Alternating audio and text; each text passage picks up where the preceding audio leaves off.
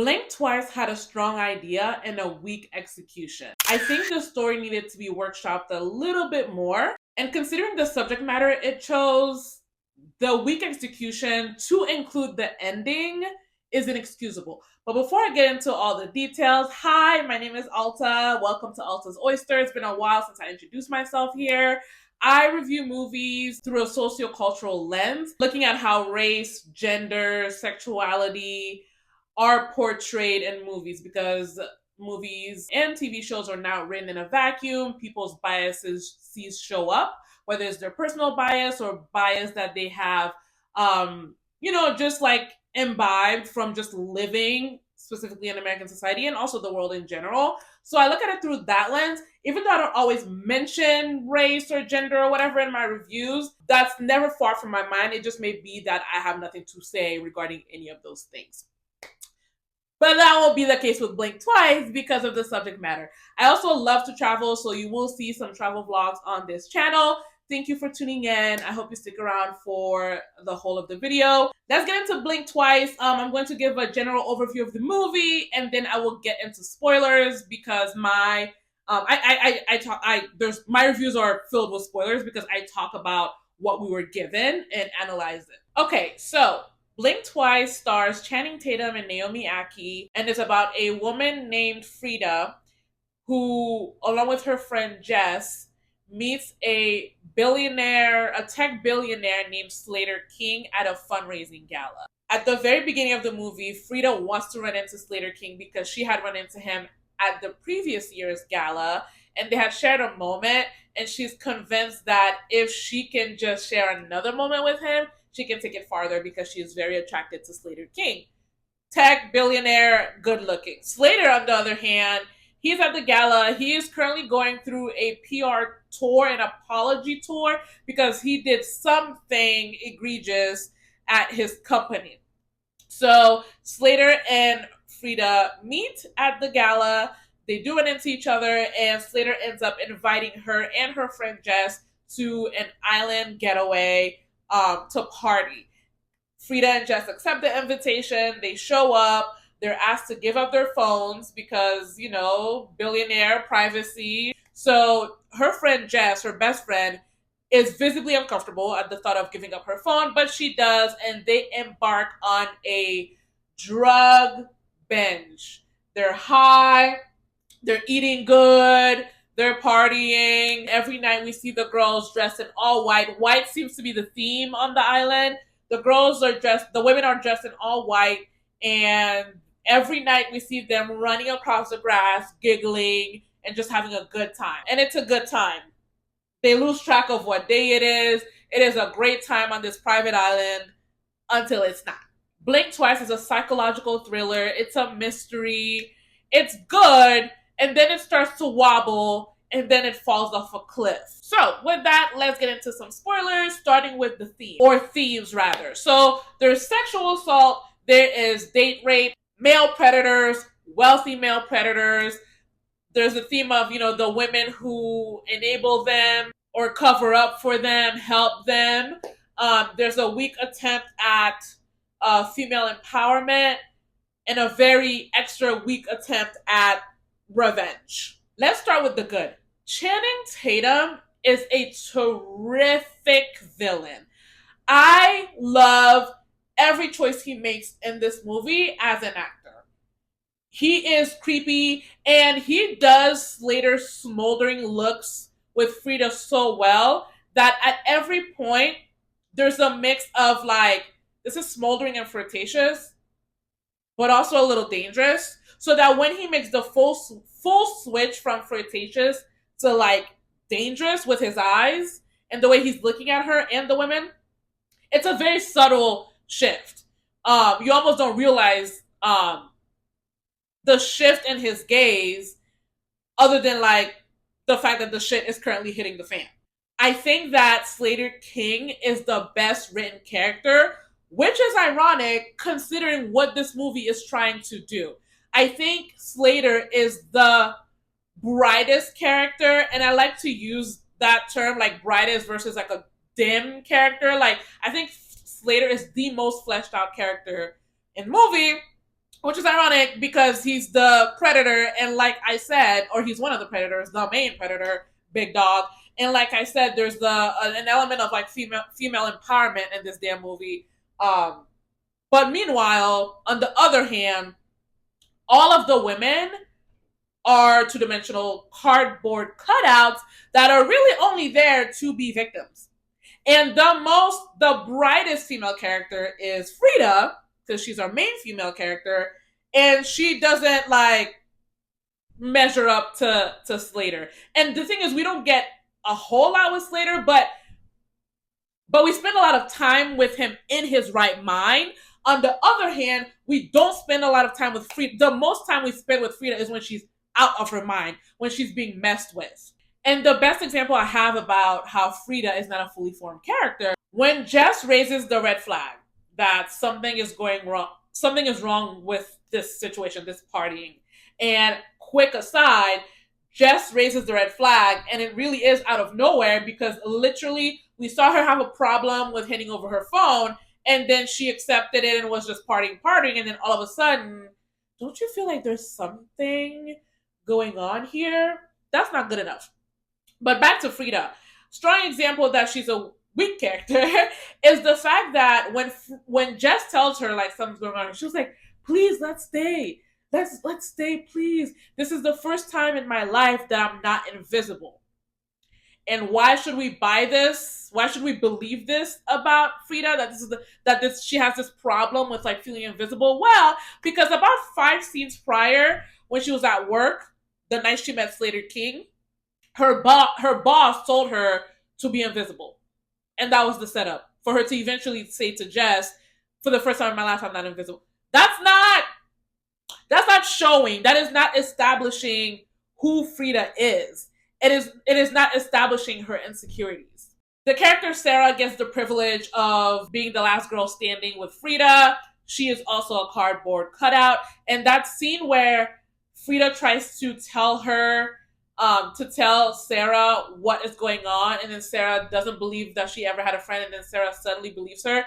That scene is pretty sloppily written. So, back to the good. I love the concept, not the plot, the concept. I think the concept is so strong, okay? A billionaire invites a bunch of people, including a bunch of women that he doesn't know, to his private island. And on the private island, it's his island of horrors, right? It's his island of horrors. This island has a special flower that, when broken down into liquid form, makes people forget when they imbibe it and when they spray it on them, like when they inhale it, ingest it. It makes them forget. Also on the island is the antidote, which are these snakes, and the poison from these snakes' poison is the antidote.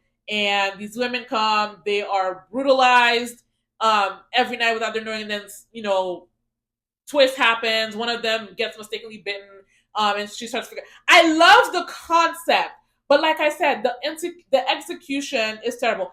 By the way, just in case anyone else is thinking it, when I was walking out of the movie theater, I heard someone say like, "Oh, like Epstein's Island." I was like, "Oh, okay." That did not come to mind. Although it's not like a full comparison, but like I see it, I get it. So I love the concept. The execution is very weak. The reveal that the scenes we would see of the girls like high and running and giggling at night was actually them being chased. That is scary. That made me sit up. Like, the concept is scary. It is terrifying. The men's escalation is scary, right? Because every night they're brutalizing these women, and then they start to leave marks on them that they can see the next day. The concept for Frida specifically is the stuff of nightmares. The fact that and that was a good twist. The fact that like she was there last year, Slater brutalized her, and then he runs into her the next year and invites her again. Like, taking the risk, like knowing that she figured it out and she created problems and she tried to run away, knowing that he still invited her back to prey on her. That is terrifying. They sold me 100% on Slater's villainy. And because they did that, The ending is unacceptable. Slater deserves to be slow roasted on an like he deserves to be set on fire and slow roasted to death. But we'll get to the ending. So the actual plot is not good because like the setup is great, but then once we get into what is really happening, and then we have to get into like Frida getting her leg back, it starts to fall apart. Namely, I want to call out the scene where Slater is glorifying the use of the drug. Like imagine a world. He said, imagine a world where humans don't have to remember because he comes from a. It seems like his father was abusive, abused him and his sister. So with that, the introduction of that, like imagine a world where humans don't have to remember. And there's this therapy. It's like, does he plan to introduce this to the world? Is there a grander plan here that he plans to use this thing to make money? What kind of tech company does he run? Is it a pharmaceutical tech company? Is he in healthcare? Like, is it cybersecurity? Is it defense? Like, what kind of tech is it? So the introduction of like, imagine a world where blah, blah, blah, hinting at a grander plan for the use of this poison. That was a last minute introduction that was unnecessary. And I feel like kind of diminished the brutality that they were going with for me because it's like, there's a therapist on the what is the role of the therapist? Like, is he studying these women, like the effect of the drug on their memory and their system? He has like one session with Slater off screen. What is the point of the therapist? So that was the weak spot for me. The story also gives a nod to male bystanders who do nothing, and I mean literally gives a nod. Slater asked Lucas, why did he do nothing to help the women? Like, why did you do nothing? You didn't help them. You didn't help yourself. And it's a great question and a great thing to explore, but the movie doesn't explore it. Like I said, it only nods at it. So it's like you're just throwing this because you know it's an aspect of gendered violence against women, but you don't actually have anything to say about that. Because literally, when Slater asks Lucas the question, Lucas doesn't have an answer. And his lack of an answer, I guess, is to tell the audience he's not a good person, but we already knew that before Slater even asked the damn question. The story also nods to female enablers, such as, most especially Slater's sister, Stacy. Frida thinks she's freeing Stacy by giving her the antidote, the snake venom, but turns out Stacy did not want to remember, and she in fact attacks Frida. Cool, but like, why is Stacy doing this? Who is she? Who is she? Yes, she's Slater's sister, but why is she there? What is driving her to help her brother hide this? Why does she accept taking this drug so that she doesn't have to remember what these women are going through and what she's helping facilitate? Who is Stacy? We don't know because she's a woman. Like I said, the most fleshed out character is Slater King. Then we have the Beyonce segment. Please, motherfuckers, ain't stopping me. Please, motherfucker. Okay, yeah. Love Beyonce. Love that song. But that slow-mo had me going like, oh, y'all really think you're killing it. I can just imagine Zoe Kravitz, who is the director. I can just imagine Zoe Kravitz and creative team being like, oh, this gonna kill him. Like, that was just way like you feeling yourself. You have too much dip on your chip. That took me out of the movie. It was giving Avengers Endgame, right? Girl power. It was giving that. And what I want these movie makers to ask themselves when they consider doing something like that, like slow-mo went on way too long, and blink twice. The slow-mo went on way too long. What I want movie makers to ask themselves when they want to do like, you know, a girl power moment, ask yourself, did I actually invest in this female character? And it's always a woman related. It's not a race related thing. It's not a sexuality. It's always they do this to women. They underinvest. They use the female character as a message instead of an actual character, and then they throw in a girl power moment a la Avengers Endgame, or this girl power moment and blink twice, and think they're killing shit, and they're not. Ask yourself, did I already give Natasha Romanoff her own movie? No? Don't do that. Did I tell everybody who Frida is and why she is the way she is, instead of dropping random facts about her, like the fact that, like, I think she lost her father or something, or her mother. You see how I don't remember? She lost a parent, she doesn't remember, and she's cool with that. Why? Why is she cool with that? How does that affect the rest of her life? Yeah, don't, like, ask yourself. This cool music, this woman empowerment thing that I'm doing via music, like, right? They do the female empowerment via a song or like a pose, like Endgame, but not via writing the female character appropriately and investing in her. You know, Endgame give us a girl power scene, like a moment, but not like girl power development. Anyways, I didn't like that. So, speaking of being full of yourself, the worst part of this plot is the end. Let's get into it. If I knew who Frida was, I would understand why she made the decision that she did at the end. But since I don't, I have to ask, what use is this? What use is this to Frida? So let's think about this. Frida was just tied up, set herself free. And while Slater is out hunting for Sarah, the best use of Frida's time, she goes and gets a bottle of the poison, of the drug, takes Slater's vape, pours it in, so that when he comes back and takes a few hits off the vape, he's infected with he's affected, and loses his memory. Why does Frida want him to lose his memory? Why does Frida want to wipe the slate clean? There goes the movie. Because like I said, Slater is the most dynamic character in the movie. And you just took away his agency as a villain. Why? And then, not only that, Frida decides to marry her trauma. She decides to marry her trauma.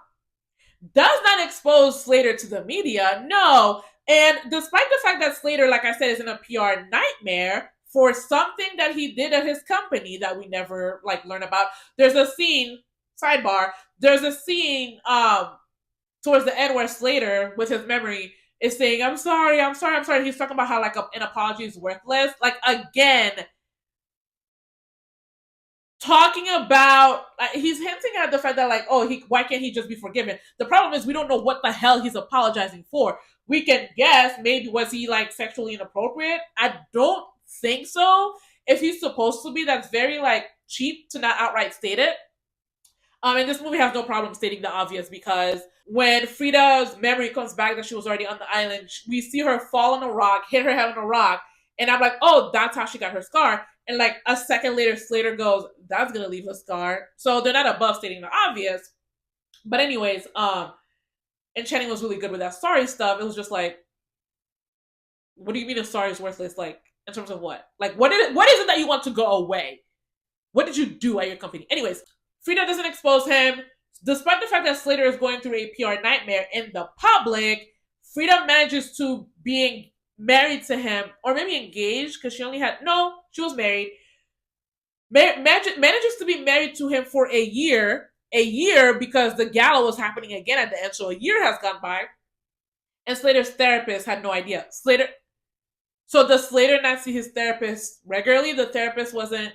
I mean, I get a therapist would reach out, but considering what Slater was doing on the island, and him and his therapist don't exactly have a normal professional client-patient rapport. But and then like we end with Frida smirking at us with her red lip, looking victorious, and I'm like, I don't understand what you're doing. Like, how is this ending good for Frida, the victim / survivor? What the hell is she doing? I didn't see any bruises on Slater, so she's not getting her lick back versus via hurting him. So what is she doing? Just spending his money? That's the height of revenge for her after this man killed or helped facilitate the murder of, what, 3 women? Including your best friend, Frida? Weak. That is weak. That is inexcusable. The level of violence that this movie violence towards women that this movie showed, but also encouraged us to imagine. Because right, they didn't like show them getting, you know, but they encouraged us to imagine it. There are a couple of shots where like the women were tied with their hands around, and you saw them moving back and forth, and then it cut away quick. For the level of violence that it asked us to imagine these women going through, the resolution is not good enough. The resolution is not as powerful as the violence that you had us sit through and imagine, especially when it comes to freedom. I don't like when filmmakers want to say something serious about a serious real life, a horrible real life topic, and all they end up giving us is trauma porn. Because of the weak ending, that is essentially what Blink Twice is. It's trauma porn, and the specific trauma is violence against women. I don't think Blink Twice is useless like Civil War, but it does fail. You know how when you'll tell someone to say something, and they'll apply, something all jokingly. Like we've seen it in movies and TV shows. They'll be like, say something, and the person will respond something. That is Blink Twice. Blink Twice wanted to say something about rich men, well-to-do men brutalizing, unsuspecting women. It wanted to say something, and all it said was something. Oh, I forgot to say that I rate this movie 3 out of 5 stars because I think the concept, like I said more than once, I really like the concept, and Channing Tatum really elevates it. So 3 out of 5. I still recommend someone watch Blink Twice just to hear their opinion. Like I said, I think Channing Tatum is great. I mean, I just finished watching Strange Darling, and I would not recommend that movie to anybody. But those are my thoughts on Blink Twice. Let me know your thoughts in the comments. If you like this review, if you like this video, like and subscribe. Please, next on my watch list, like I said, I just watched Strange Darling today, and I reviewed it when I got in my car because it doesn't require a lot of, there's not a lot to criticize in Strange Darling, like Blink Twice, but it's not a good movie either. So I watched that, so I will put up that video after this one. I also plan to watch The Supremes at Earl's All You Can Eat on Hulu, so that review will be coming up. I'm also considering watching Afraid with John Cho, but considering I just wasted my money with Strange Darling today, Afraid doesn't look like it's gonna be good. Are y'all planning to see Afraid? Let me know. Bye.